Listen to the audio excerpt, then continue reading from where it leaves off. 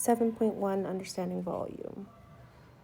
In 7.1, we see that volume is first expressed as, the idea of volume is equal to the area of the base of something multiplied by the height, okay? So sometimes we will be asked to determine what the area of the base is, other times we'll be given it, and the way that we're going to know is looking at the language used in the question. So in Show You Know 1, it asks, what is the volume of the right cylinder? And it tells us A, or area, is equal to 40 centimeters squared, and then I can see that the height of the prism is 22.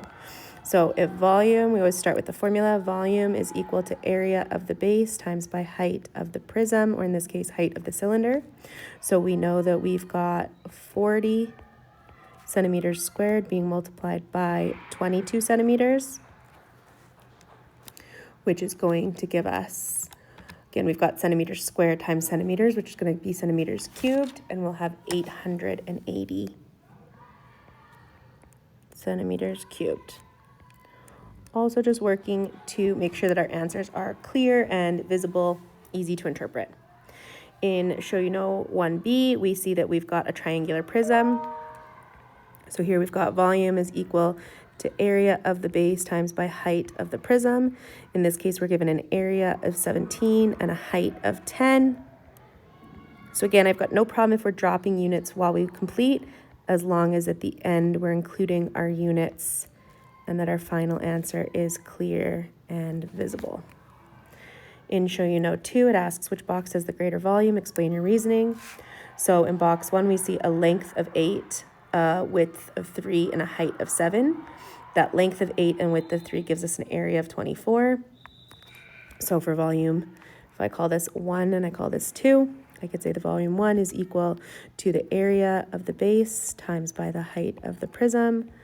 My area of the base is 24, coming out of 8 times 3, and then times 7.